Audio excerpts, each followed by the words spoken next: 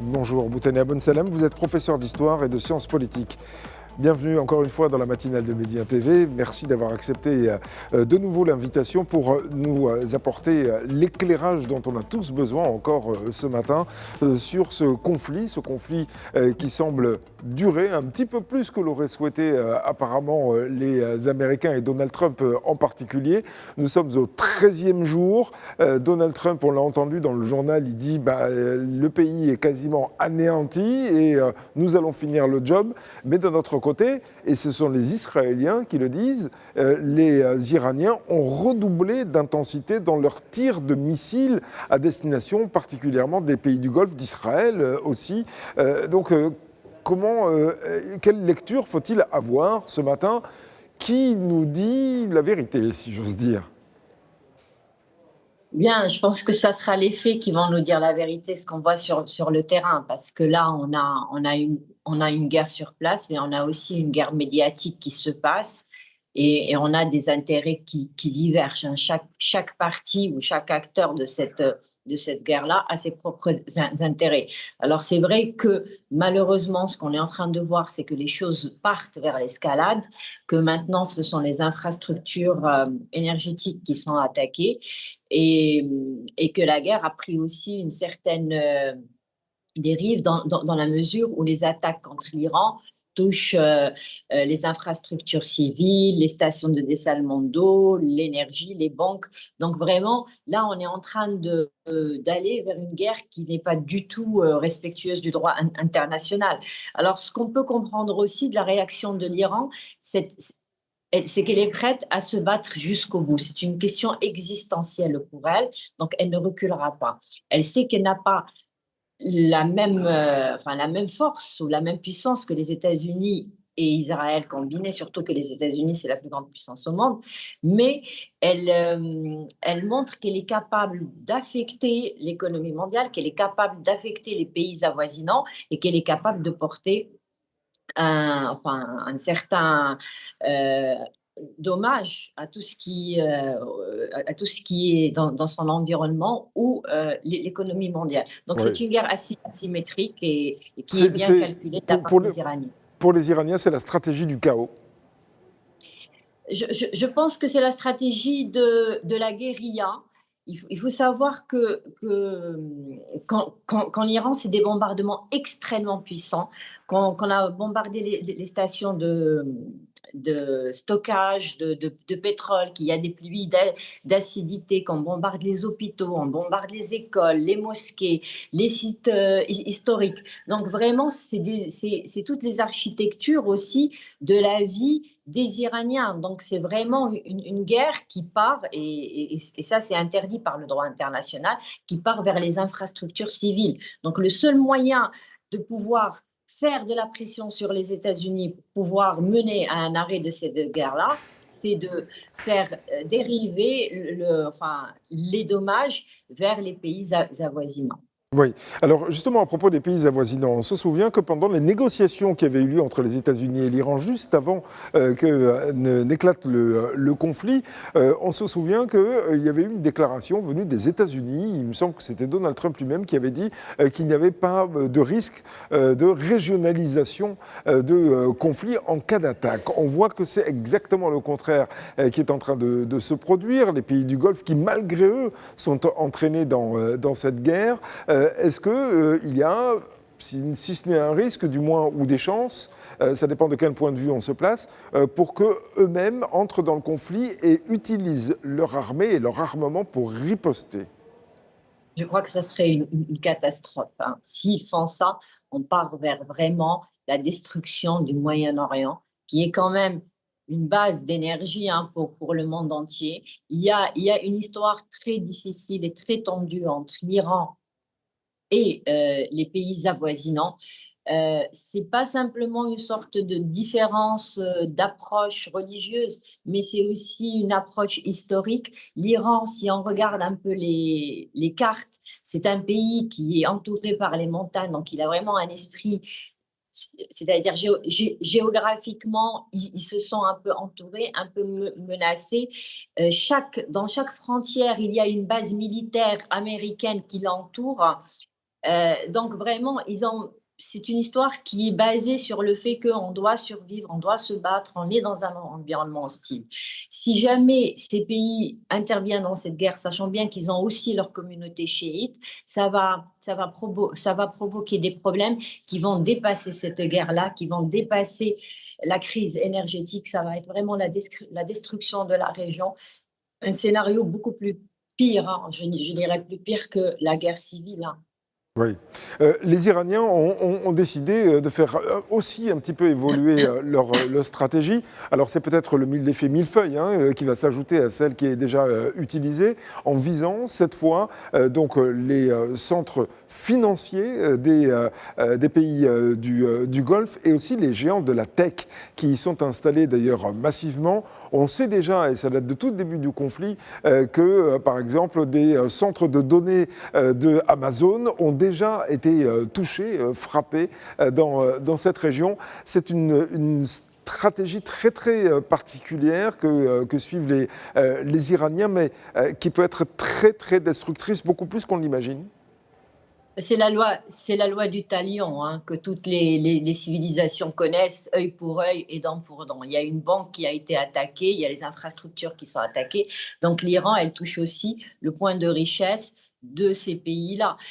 Il faut savoir aussi qu'avant la guerre, les Iraniens avaient contacté tous ces pays-là de leur environnement en leur disant que voilà, si on va être attaqué, voilà ce qui va se passer. On va attaquer vos bases.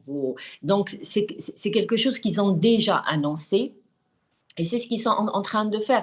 Et si on fait attention à l'escalade, c'est-à-dire que plus il y a de l'escalade, plus la stratégie change. De plus en plus de cibles sont touchées. Donc, c'est vraiment une stratégie qui a été bien calculée et qui est basée sur le fait qu'il y a un déséquilibre de la force militaire. Et donc, c'est une guerre moderne où on attaque, où on essaye de faire mal à côté et surtout de faire pression. C'est ça, hein, parce que l'Iran, c'est aussi une épée à double tranchant. C'est-à-dire qu'elle est en train d'affecter la vie de ses voisins, ça va affecter ses relations après, mais c'est une question de survie pour elle. Donc c'est ou ça ou la destruction. Elle est menacée d'être partagée en plusieurs parties, elle est menacée d'avoir la guerre civile, elle est menacée d'être détruite, à l'exemple de ce qui s'est passé à Gaza, puisqu'on voit le même modus operandi. Donc, c'est vraiment, s'il n'y a pas vraiment une communauté internationale qui vient avec un esprit de négociation et d'apaisement pour pouvoir essayer d'arranger ça, ben on part vers la catastrophe. Oui. Quand Donald Trump dit la nuit dernière que l'armée américaine est en capacité de rendre toute reconstruction de l'Iran presque impossible, comment faut-il l'interpréter? Est-ce que c'est une menace de mort de la civilisation iranienne? Je ne pense pas qu'il y aura une menace de mort, mais on est inquiet vu ces déclarations parce que le président américain est assez imprévisible. Il a été mal conseillé, puis il a souvent des déclarations où il se contredit. Donc le risque qu'on a maintenant, c'est que peut-être il peut y avoir l'usage d'armes interdites qui peuvent ramener une destruction. Comme je l'ai bien souligné précédemment, c'est pas simplement une destruction du système iranien, c'est une destruction des moyens de vie des Iraniens, la station de dessalement d'eau, les hôpitaux, les centres culturels, les centres de sport, les banques.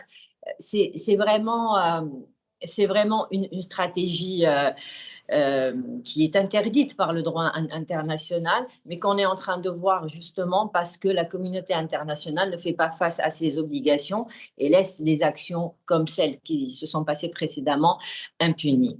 Oui, et quand vous dites des armes interdites, vous pensez à des armes chimiques ou plutôt l'arme ultime, l'arme nucléaire? Ben, il peut y avoir des armes très développées parce que là, les rapports ont parlé d'une arme qui est, d'une arme qui est extrêmement puissante et qui est extrêmement destructrice. Et ben, je pense que si ça continue comme ça, il peut y avoir l'usage d'armes nucléaires, peut-être pas extrêmement fortes pour ne pas commencer par quelque chose de complètement destructeur, mais pour essayer de dissuader, pour essayer de faire capituler les Iraniens.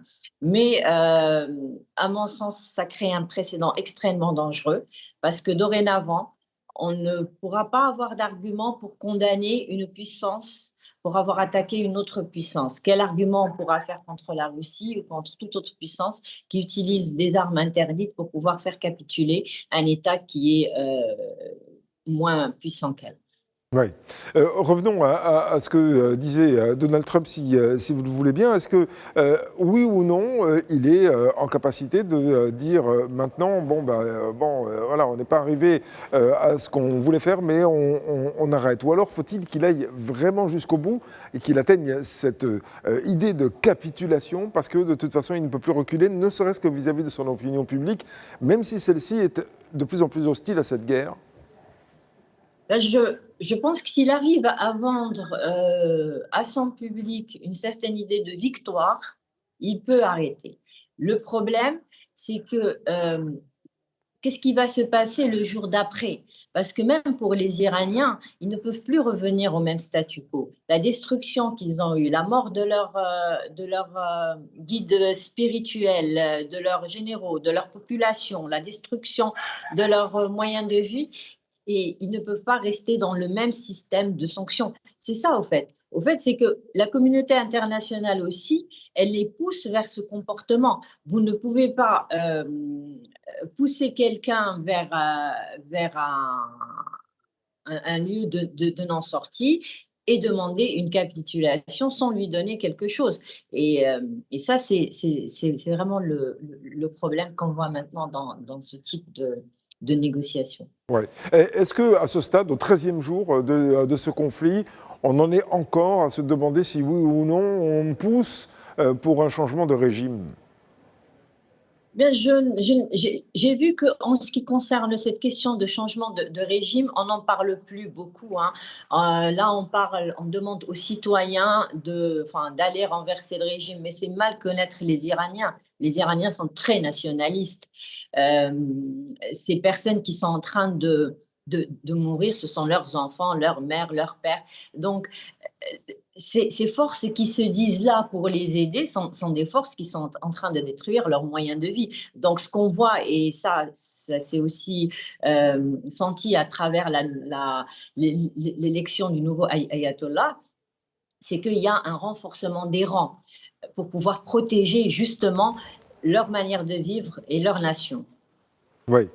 Et est-ce que le rôle d'Israël aussi, donc co-belligérant, ne vient pas ajouter aussi à ce malaise de la part des Iraniens qui auraient pu peut-être se dire que les Américains venaient les aider, mais pas du tout les Israéliens? Eh bien, je pense que le fait qu'il y a en Israël un gouvernement d'extrême droite fait que les choses se compliquent de plus en plus, surtout qu'il n'y a pas eu de sanctions. On a vu ce qui s'est passé pendant la guerre de Gaza. Il n'y a pas eu de sanctions de la communauté internationale comme ce qui s'est passé avec la Russie. Eh bien là, on part à un autre degré. Il y a une volonté d'hégémonie d'Israël dans la région. Il y a une perception que si elle est la seule puissance, elle peut vivre tranquillement si tous les autres États autour d'elle n'ont pas la même capacité de feu qu'elle.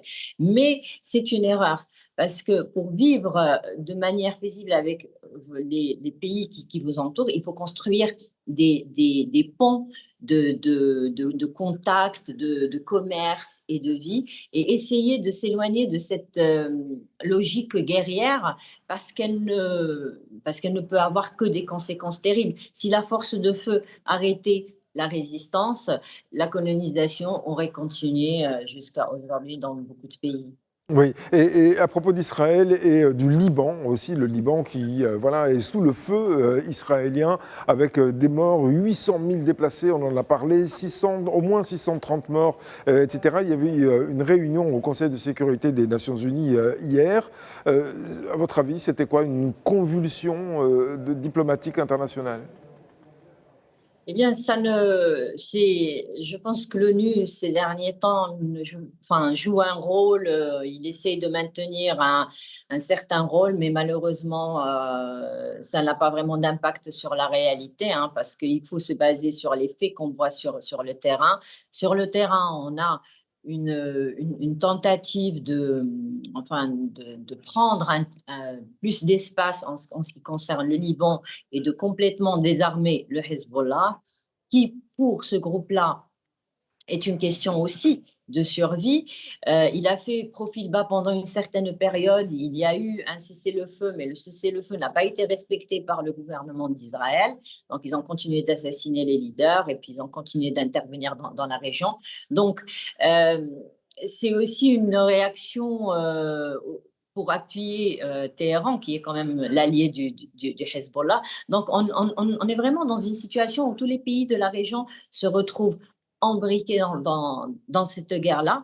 Mais pour l'Iran, pour le Liban, c'est un peu plus sensible parce qu'il y a aussi un risque de guerre civile. Oui. C'est ça Oui, oui. le problème. Effectivement. Merci beaucoup, Boutaina Ben Salem, d'avoir été en direct avec nous dans la matinale des Médias TV. Je rappelle que vous êtes professeur d'histoire et de sciences politiques. Excellente journée à vous.